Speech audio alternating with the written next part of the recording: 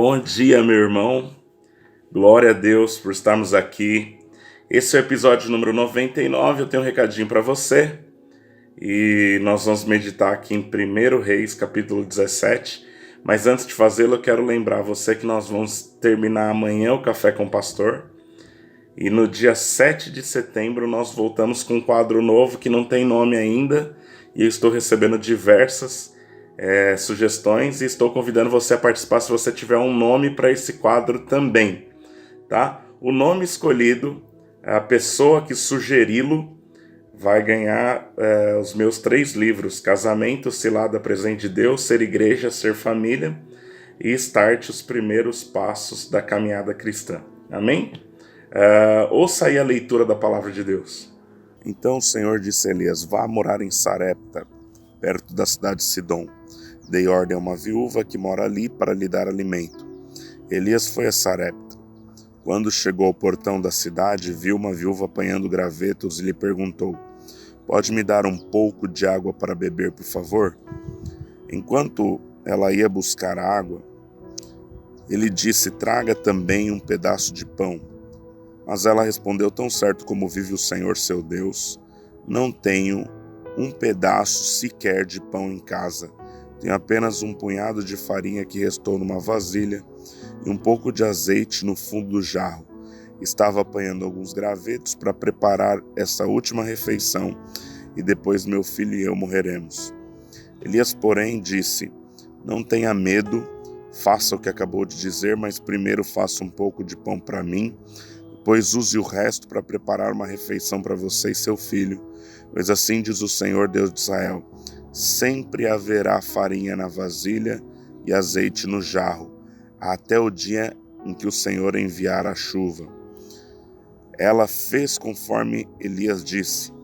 Assim Elias, a mulher e a família dela tiveram alimento para muitos dias. Sempre havia farinha na vasilha e azeite no jarro, exatamente como o Senhor tinha prometido por meio de Elias.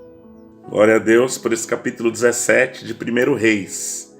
Amém? 1 Reis conta aí um pouquinho da história de Salomão e narra também a história desse grande profeta do Senhor chamado Elias. Esse capítulo 17 é um capítulo de provisão sobrenatural. Amém? Eu quero falar um pouquinho sobre o princípio de semeadura e colheita, mas deixa eu falar para você algo a respeito de provisão sobrenatural. Esse capítulo 17, todo ele, se você quiser estudá-lo depois, ele fala sobre isso.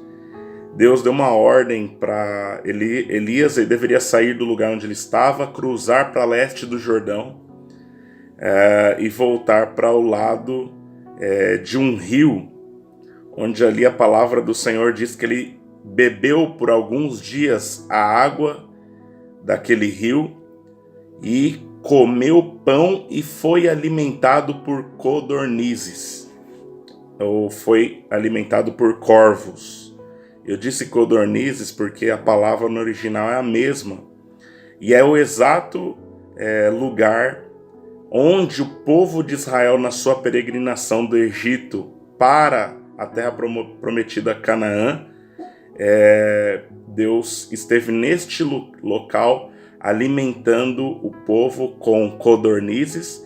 Você sabe que o povo comeu pão, uma espécie de pão no deserto, que é o maná, e bebeu as águas, essas mesmas águas que Elias está bebendo. Então presta atenção, quando o povo saiu peregrinando do Egito para a terra prometida, o povo passou por esse lugar e passou pela mesma dieta de Elias. Agora Elias já está morando ali em Israel, e Deus manda ele sair e voltar às origens, no lugar onde o povo foi alimentado por codornizes, agora ele sendo alimentado por corvos, comeu pão, o povo comeu maná e bebeu dessas águas, as mesmas águas do lugar onde Elias está. Amém? Então Deus está levando Elias a refazer a história para relembrar a identidade dele, para relembrar qual a origem de toda a provisão. Amém? E é muito interessante que logo ao sair dali, Elias é colocado numa situação para receber a provisão de uma viúva pobre. Amém? Irmãos, esse trecho fala muita coisa, então eu quero tratar dos dois lados aqui. Uma, de Elias, porque nós precisamos lembrar que Deus está fazendo essas coisas com o servo de Deus, para lembrar que a provisão é uma coisa sobrenatural. Amém? Deus está levando Elias para comer da mesma forma e depois leva ele para uma viúva pobre. Amém? Para garantir a ele que o que ele precisa lembrar-se é que a provisão que ele precisa, a multiplicação, vem de Deus. Ela é de origem para o servo de Deus. Tudo que você vai viver na sua vida tem origem no Senhor. Amém? Eu valorizo a dedicação, eu valorizo o esforço, eu valorizo o trabalho, mas tudo aquilo que você traz às suas mãos, ele tem a mão do Senhor por trás de toda a provisão que você tem provado. E por outro lado, nós temos essa viúva pobre, que é uma história maravilhosa, porque a Bíblia diz que ela tinha ali uma medida de azeite e uma medida de farinha, que era para fazer um último pão para ela e o seu filho comer e morrer. Amém? E Deus está ali incitando o profeta a desafiá-la a entregar aquilo que aos seus olhos é pouco e é insuficiente até mesmo apenas para ela. E Deus está incentivando a compartilhar.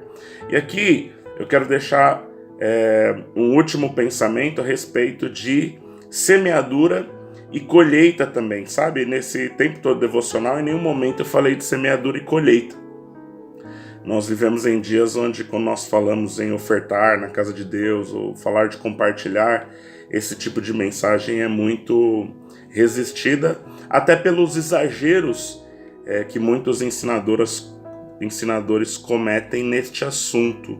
Mas não podemos negar que isso é um princípio sobrenatural. Deus está ali usando o profeta, repito, para incitar uma viúva que tinha uma pequena medida, mas somente dividindo ela receberia a multiplicação daquilo.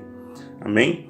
Então, o devocional hoje, eu queria deixar esse pensamento com você. Primeiro, tudo que você tem às mãos, lá o Salmo capítulo 20, verso 7, uns confiam em carros, outros em cavalos, mas nós faremos menção do Senhor. Ele é o nosso provedor.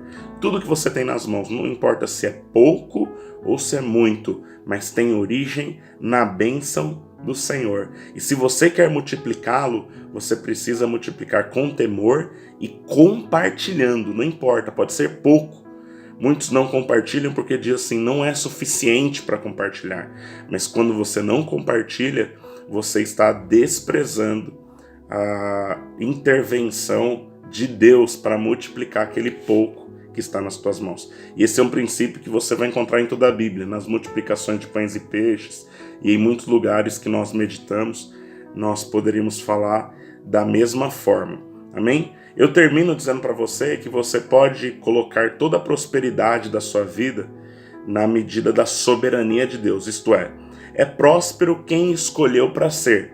Mas isso é justamente pensar da seguinte forma: Deus escolheu que o meu cabelo esteja penteado, então eu acordo de manhã e não faço a minha parte. Amém?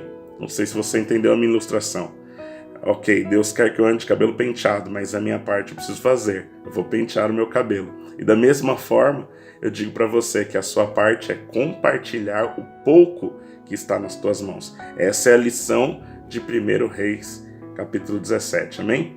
Você recebe a oração que eu quero fazer por você nessa hora? Pai, eu quero abençoar os meus irmãos, louvar o Senhor por esse tempo que o Senhor tem nos dado a honra de compartilhar a Tua palavra com pessoas tão amadas, tão queridas, que têm nos acompanhado aqui nesse devocional.